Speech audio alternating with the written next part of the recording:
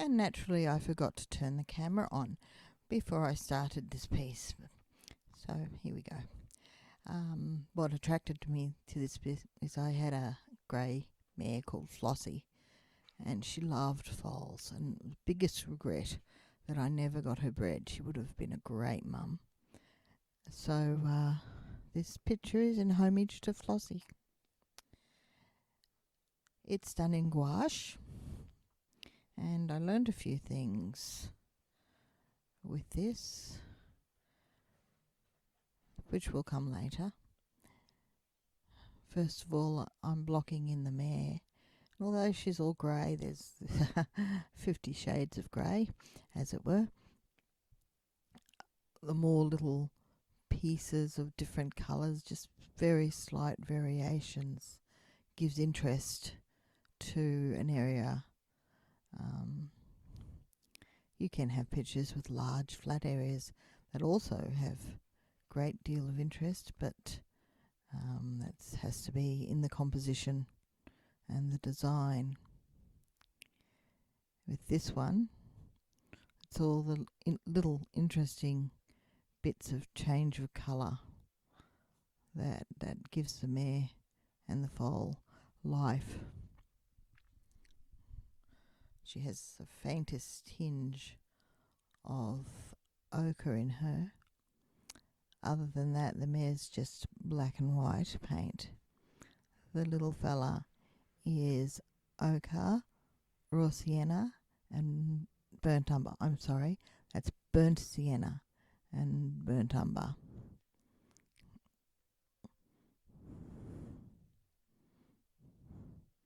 A little bit of white for some pink in the lighter areas. And of course black for the eyes when we get around to it. And the hind leg that is hidden is a mix of that little tiny bit of leg there. That's a mix of umber and black. This is liquid musk, and this is what I discovered. I've used this with okay, first of all, you rub your paintbrush on a bar of soap. That was a bar of soap before dipping it in the mask, and that will save your paintbrush.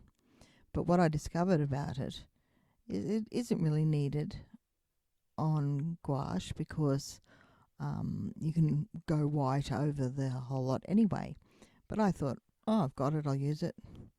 And that's when I found out that when you rub it out, the pigment in gouache is so heavy that whatever's behind it gets on your finger, gets on the rubber, gets on whatever it is that you're using, gets on everything, and covers the mask once you remove it.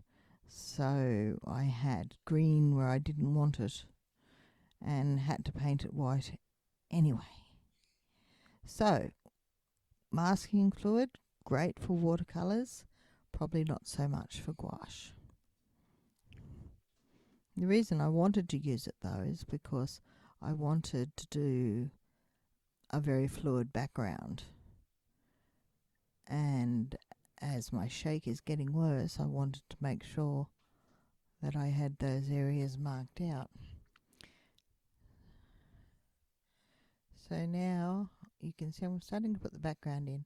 The colours I used here was every blue and every green and every yellow that I have.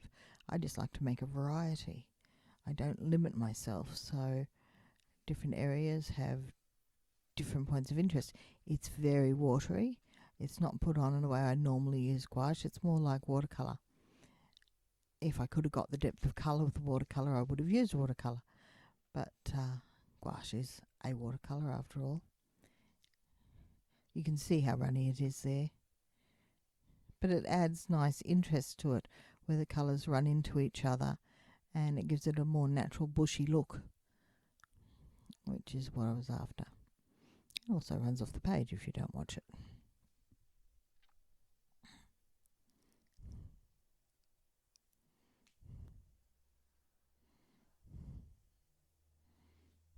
And I'm using a watercolour brush to put it on instead of my usual synthetic cheap brushes I use for gouache. I'm using a watercolour brush for this because I'm using it so watery. I needed that squirrel hair to hold on to the water.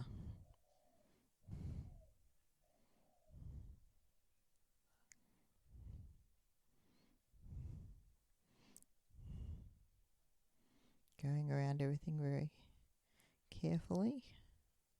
I'm adding a little bit of pink to some of the green. I think it was either primary red or magenta, but to tone down the green so it's not so shocking in this area. So the darker grey bits. Now that's a wisp brush. I talked about it the other day when I was doing a dog's hair and said it wasn't really suitable for that particular dog, but it is very fun to use for grass because it does little wispy bits of grass, many in a row, and you can make the grass either long or short, vary it, which I've done here. I've used every colour of green I can think of, and some clumps are short, some clumps are long, and when I get to do the foreground, some clumps are very long. And because I'm working with wet paint and not giving much time for it to dry, it blends into each other rather than layering. And then as it dries out, it starts to layer. The shadow is blue. It's green, but it's got a lot of blue in it.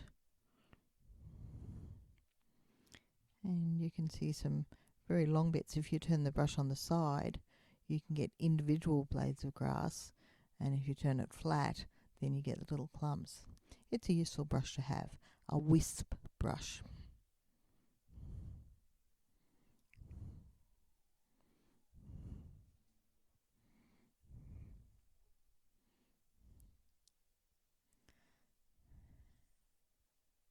I'm just greying the distance a little bit so that,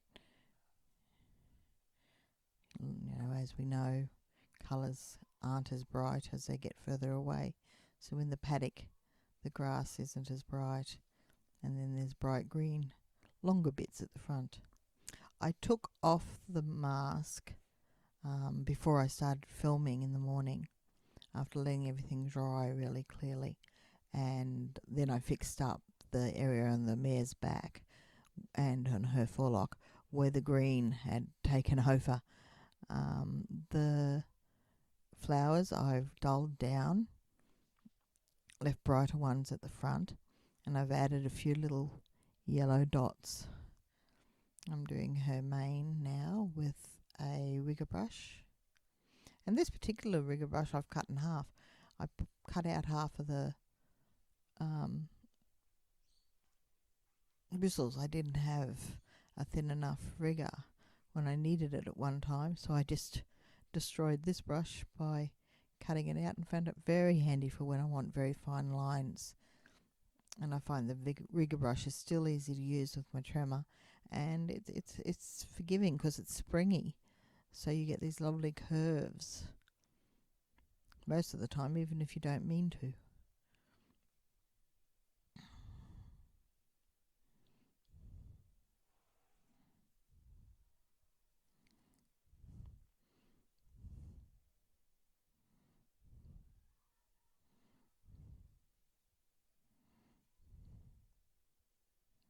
Because I'm working under fluorescent light, quite often in these videos you'll see that the final picture shows a lot more contrast than the progress, and that's because the final picture is taken outside on a sunny day but in the shade, the best place to take photos.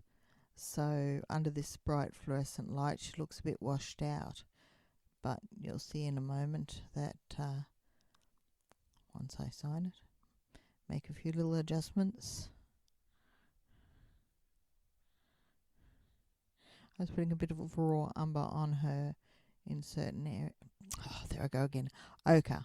I was putting some ochre on her that's been watered down with a bit of white in a few spots. And then later on decided, no, that's a bit too much. And added white again. Normally I don't like to touch a painting after I sign it, but I had to get those few little bits down. And here, this is what I mean. This is taken outside in the shade, but on a sunny day to give you that vibrancy. So thank you for liking. Thank you for watching. Please do like and subscribe. It's very important to us if you like. Thank you again.